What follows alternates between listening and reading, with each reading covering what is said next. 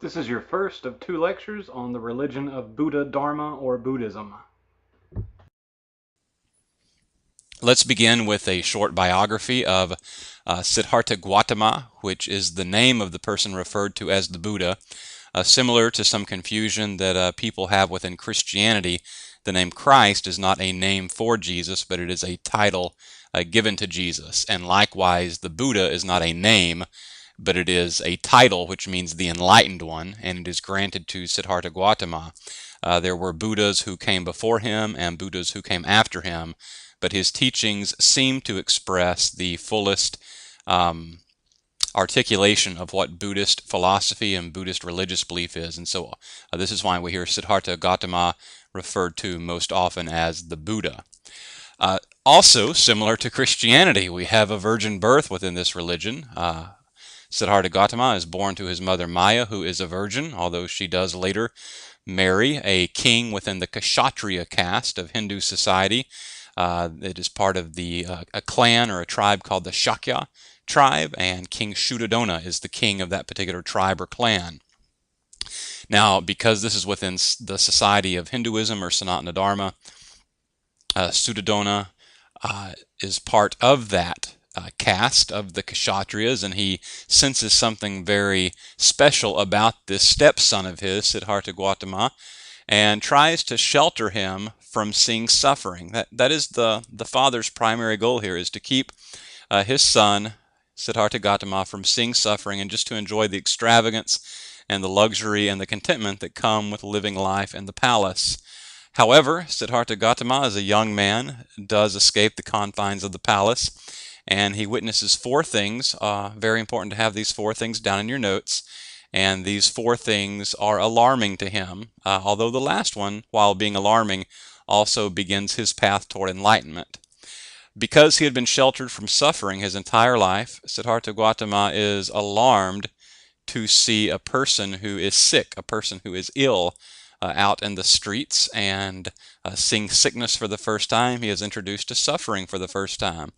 And he makes a turn in the streets, and he comes across a person who is very, very old, and his eyes see what old age does to the body, how it makes the body very weak and frail. And this is a second example of suffering. And then third, he sees a corpse, a dead body lying out in the streets. And Siddhartha Gautama realizes that this is where life is leading, that eventually all people will come to this death. And therefore, we're going to say much more about this in just a moment. But he is seeing that life is full of different kinds of suffering ending in death. And just as he is perhaps maybe beginning to question if life has any meaning and purpose, since this is the inevitable ending, Siddhartha Gautama comes across one more picture of suffering that again begins his path toward enlightenment. He sees, and I hope you all will remember this from the Sanatana Dharma lecture, he sees a sannyasin. He sees one of the very old Hindu men who doesn't have to live a life of suffering, but chooses to live a life of suffering, hoping that this will bring him to an enlightenment. And again, within the Sanatana Dharma tradition, our term for that was moksha, that sort of liberation that comes with enlightenment. And so this is quite intriguing to Siddhartha, because he sees someone who does not run away from suffering, but who welcomes suffering as a path toward enlightenment. And Siddhartha Gautama begins to explore that for his own life. And he, even though he's not at the age to become a sannyasin, as a young man dedicates his life to the path of the sannyasin.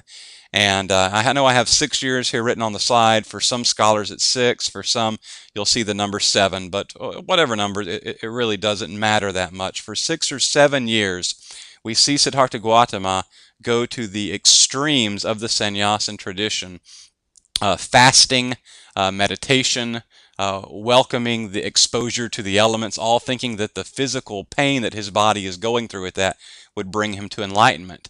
And after 6 or 7 years, Siddhartha Gautama does not feel that he has come to any sort of place of enlightenment. Not only that he's not come to a place of enlightenment, that he's not any closer than when he began. And so he has now lived a life of extravagance as a boy and a teenager and a young man in the palace. And now for 6 or 7 years, he's lived this life of extreme asceticism, of denying himself all of these things. And so finally he comes to the determination that there must be a middle way, there must be a moderate way toward reaching enlightenment. And just in case you're curious, this is why most of the pictures that you see of the Buddha have him being rather plump. And I know an accusation many of you may have, well, the plumpness would show extravagance, but really this is a message over against the sannyasin lifestyle. And Siddhartha Gautama was neither no longer starving himself, nor was he gluttonous, but he was attempting in all facets of life to find this middle way of moderation. And in the midst of this new middle way, we do have a particular day in which Siddhartha Gautama is sitting under a bo tree, and he comes to his time of enlightenment, in which he sees every single life that he has lived before this life. If you are one who believes in reincarnation, or if you can fathom this concept of reincarnation, that would be quite a scene to witness, to see every single life that you have ever lived up to the present life. And this is the enlightenment that takes place for Siddhartha Gautama. In this moment, he becomes the Buddha, and he is determined to teach others the truth that he has learned. But we do have one other figure come into the story here, and this name is not on the slide, so please do get it in your notes. Similar to his mother's name, but very different from his mother, Mara, M-A-R-A, within this particular culture, is the embodiment of evil. Somewhat similar to what you have with a satanic or a devil figure within some of the Western religions. And Mara says to Siddhartha Gautama, okay, you got it. You figured it out. You had this enlightenment. It's a gift that's been given to you, but please just keep it to yourself. Don't tell others about it. And we're going to see this temptation within Buddhist philosophy and religious thought present itself again later. But go ahead and get that down now, that even the Buddha on his moment of enlightenment experienced this temptation to just keep the knowledge to himself. And he will not do that. He will certainly pass along his teachings. As he passes along his teachings, he does have many converts come to the religious convictions that he is presenting to them. Important to have down in your notes that those disciples who follow him are called bhikshus. And yes, there is openness to females being in this community. I know this is a name that you are definitely going to have your hand cramping if you try to write it down. So don't worry about the name. Just listen to the role that this person plays in Siddhartha Gautama's life. His mother, Maya, will die, and King Suddhodana will marry again. And the woman's name, are you ready for this? It's a mouthful. Mahaprajapati. Okay, and Mahaprajapati, the stepmother of the Buddha, will come to him and will seek permission, and some versions of the story is rather aggressive in seeking this permission for women to also form a sangha, a community of faith around the teachings of the Buddha. Now again, there are many other Buddhas, and another name given to this Buddha is the Shakyamuni Buddha, and that comes from the aforementioned clan or tribe that he belonged to, the Shakya tribe. So Siddhartha Gautama Buddha, the Buddha, Shakyamuni Buddha, these are all different names that we will hear for this figure. And the historical figure, Siddhartha Gautama, does pass away at age 80 when he is surrounded by many of his closest friends, these bhikshus, these disciples. If you've already read the chapter in your textbook, you know that it's sort of an odd event when he dies. He had stopped by a blacksmith's home, and the blacksmith, the metal worker, was extremely proud to have the Buddha visiting his home, and he takes great pride in preparing a meal for the Buddha. But quite unfortunately, the pork and the mushrooms that are part of the main dish are not prepared correctly, and the Buddha gets a severe case of food poisoning and passes away because of that. But some of his final words before he dies is to pass along word through his disciples to go back to that blacksmith, go back to that metal worker, and let him know that he had been a good host, that this is not his fault, and for anything that he feels is his fault, that he is completely forgiven. So the Buddha remaining very true to his spirit and his teachings even to the very end. And it's oftentimes important with some of these world religions to get the name of the second generation leader down in our notes.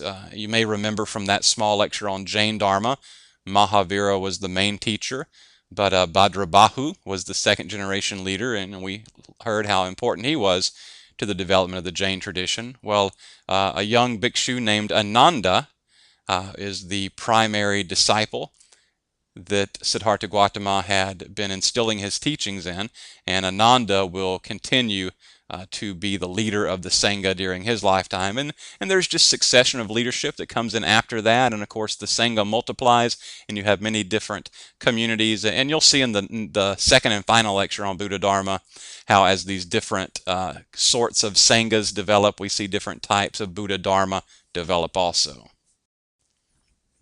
Okay, so what did Siddhartha Gautama learn in his enlightenment? Two basic things. We begin with 4 noble truths, and then there is going to be 8 virtues that present the path to discovering and living out these 4 noble truths. And so we'll get to the virtues, these 8 virtues, on the next slide, but let's begin with the 4 noble truths. First of all, I love this, just the sound of this very first noble truth.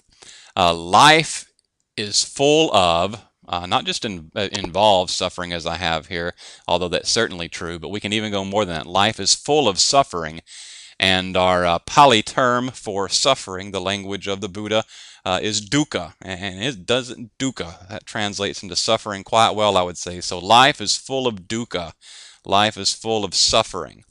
And then the second noble truth is the reason that suffering exists is because of our desires. And so it's only because we have these desires, these things that we think we have to have, or these people that we think we have to have in our lives to be happy. And that desire is what creates suffering throughout our lives. And then third, following logically, is that if the desire is the cause of all of our suffering, that suffering could be overcome, it could be eliminated if we could do away with our desire. So that seems to be the key here on number 3. Life is full of suffering. We don't want our lives to be full of suffering. And so if desire is the cause of that suffering, we have to find a way to overcome desire. And that brings us to the 4th and final noble truth, that it is going to be obedience to and commitment to this eightfold path of virtues that will help bring us to enlightenment and help us to overcome suffering. And here is where I slow down for just a minute, and if you listen to the Jain Dharma lecture already, you know why I'm slowing down here. In the Jain Dharma lecture, we had 3 very new words that all began with the letter A, and I walked you through them slowly: ahimsa, a parigraha, and a nekantwad, and I'm sure you took good notes on that, and you have those 3 terms down. But when it comes to testing purposes, I don't want you to be confused when you take your exam over Eastern religions. And so let me look here at the bottom of this slide. We have 2 more A words, and these 2 belong to the tradition of Buddha Dharma. So you may even want to put a little note in your notes at this point to go back and look at the Jain Dharma words and make sure that you can differentiate between these 5 words now, the 3 from Jain Dharma and the 2 from Buddha Dharma.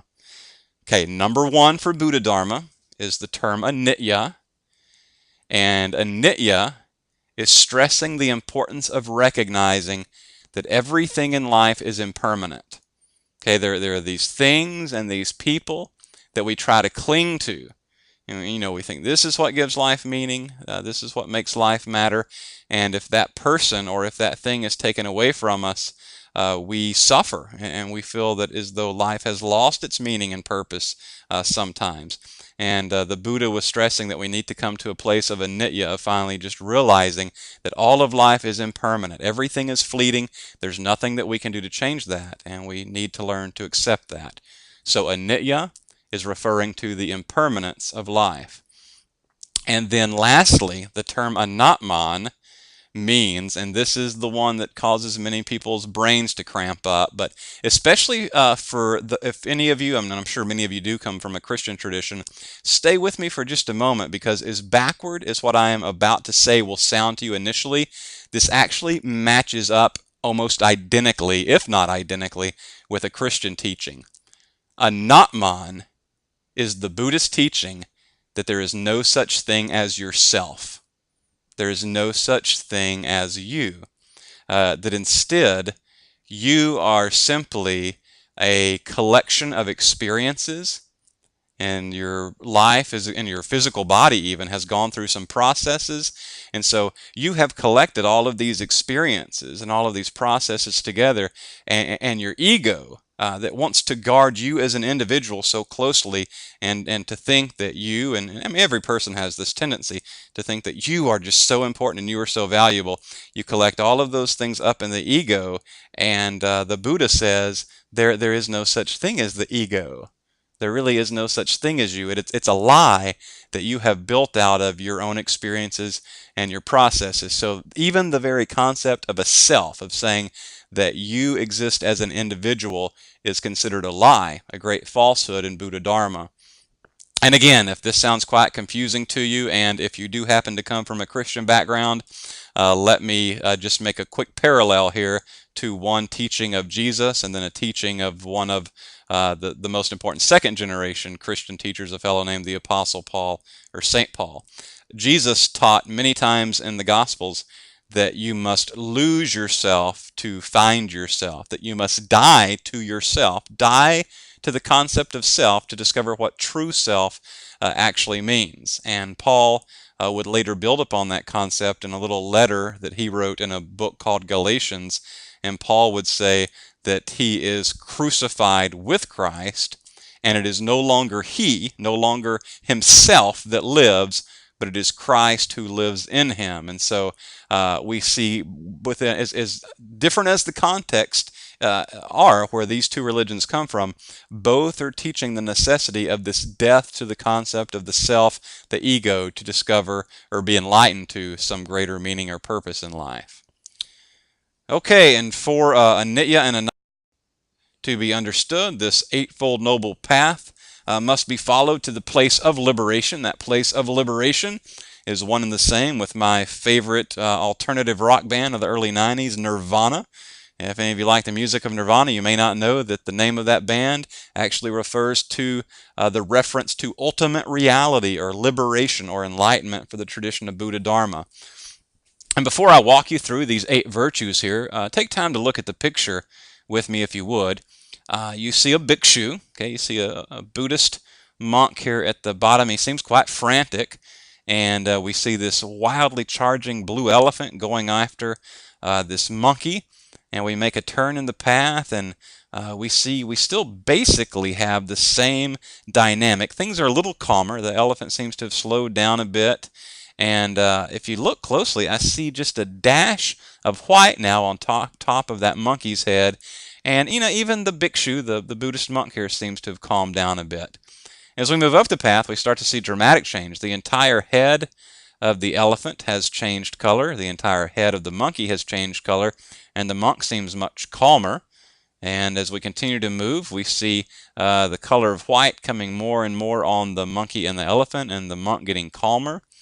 And then we finally see the monkey is now behind the elephant, and it is the monk ahead of the elephant. They've swapped places, and we have the elephant and the monkey following the monk. And again, the color change continues up the path, very calm, and as we come to this very last curve here, we see a monkey almost completely white is now bowing down before the monk, and the elephant is almost completely white, and just a step ahead he is completely white, and you'll notice the monkey has disappeared. And what this is communicating is that the wildness of humanity and the calmness of humanity have finally come together in the calmness, the meditative side of the monk. The Buddhist monk has won over, and the elephant is following him. And then it's here, before the path changes colors, we have the monk sitting down peacefully, the elephant laying down by his side.